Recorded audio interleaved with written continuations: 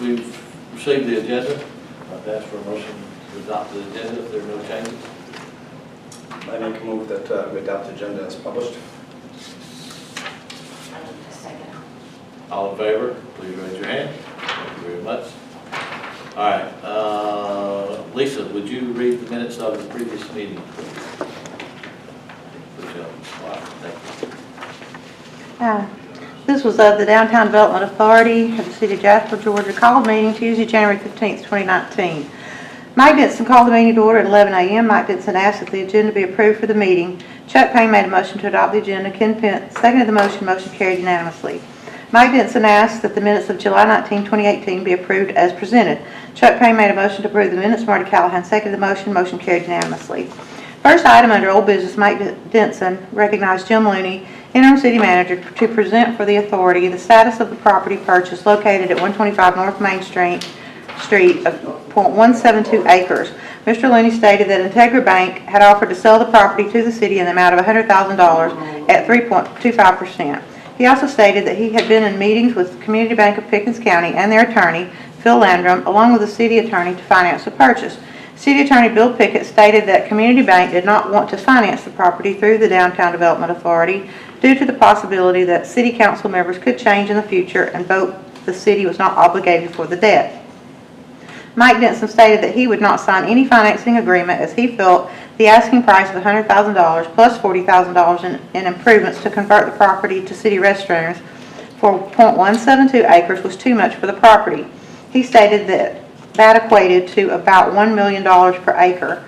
Chuck Payne made a motion that the authority table this item until such time that we have an appraisal and properly examine the property to make sure what is actually there, and what is the value. Also to determine what the effect the gore has on the property. Martha Poole seconded the motion. More discussion followed. Mike Denson again stated that he would not sign any agreement as he did not feel the purchase was right and that it was a waste of taxpayer money. Marty Callahan asked, what do we do next? Mike Denson stated that the city could purchase it, the DDA could vote to remove him as chairman, but he is not signing the loan paperwork.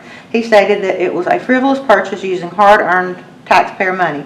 He stated that it was wrong. City Council member Sonny Proctor asked to be recognized, and he stated that the studies that had been done on the old Perot Pool Roper property to construct fairly simple unisex restrooms was well in excess of $140,000. Chuck Payne asked, had there been any studies done to determine the cost of removing the canopy and converting the bank property into restrooms? Councilmember Proctor said not at this time. Jim Looney said that the city planned to get an architect involved to come up with a plan for the bank property.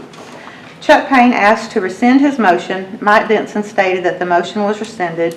There was no new business to discuss. Being no other business to come before the authority, Mike Denson entertained a motion to adjourn. Kurt Garner made a motion to adjourn. Marty Callahan seconded the motion. Motion passed unanimously. Mr. Chairman, if I could, let me say this. The minutes, these are minutes for the Downtown Development Authority. Has nothing to do with what authority we are here today. We are the Industrial Development Authority today. Each one of you are members of it. But we can read these because all these members are part of the same development authority, and we usually go through the whole process once we do that.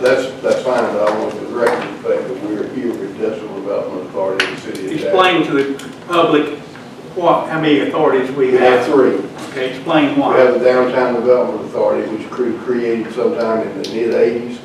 The Industrial Development Authority, which we're here today on, was created by a special act of the Georgia legislature sometime in the 50s. We also have the Development Authority for the city of Jasper. Jog your memory just a moment. When the Downtown Development Authority met, we did not have all the powers in order to help the Mountainside Manor go through its construction, so you formed a different authority at that time. No, I did not. We had to by law. My daddy did one in 1950 something, and then with Development Authority, James Johnson did one when he was the city attorney. Well, we had to do one in order to build Mountainside Manor, otherwise we were not qualified. We used the Industrial Development Well, Authority. we'll go with that since that's what you say. That's what we did. Okay. Okay, Austin, hope you will get taken back. All right. Do we have any revisions or anything, adjustments to make to the minutes? If not, do I hear a motion to accept the minutes as read? All in favor, please raise your hand. Thank you. Old business. We have none. New business. I'd like to recognize Bill Pickett. Okay. What I called up and got this meeting set for is that I received a call last Monday, and most of all, we all were gone on vacation, and I was out of the office too, but I did receive a call from a lawyer. He's going to be representing the new purchaser and the lender, mainly representing the lender, in a new Freddie Mac loan to cover this purchase of the apartments over there behind the home, Mountainside Manor. In order to get the loan documents through, it requires us as a governmental body, the industrial authority for the city of Jasper, the lender, who is Burkett Commercial Mortgage Company, and also the new owner of the LP of Mountainside Manor, all to sign a document. And actually what it is much more than a subordination agreement. And we've already done this one time before, I think about 3 years ago, something like that. We've done this before, and they're supposed to have their loan, they were supposed to have it by today, but I told them we couldn't handle that, and we just have to get it to them in the morning. If y'all so chose to go ahead and sign it, which I think we will, because we haven't got $7.5 million to repay those bonds. And I gave Mike a copy of it. And it was the same. It's the same thing we did What we before. did before, exactly. So, And I have one here today, and we'll need a motion, a second, and a vote, up or down, to sign this subordination agreement and let these people go ahead and purchase that property.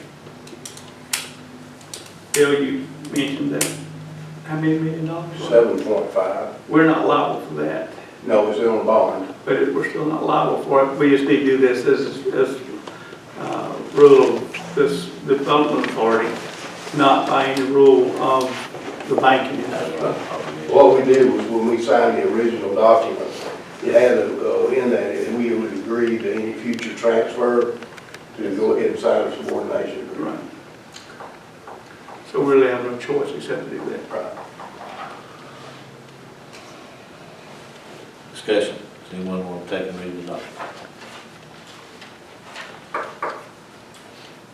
Don, I have a motion that we approve the document and allow me to sign that document as approval of the subordination agreement.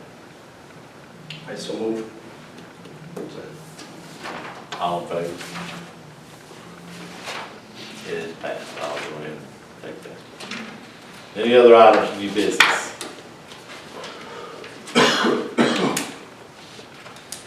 If not, I hear a motion to adjourn. All in favor? Thank you very much for taking the time. I really appreciate it. This was something that had to be this house code.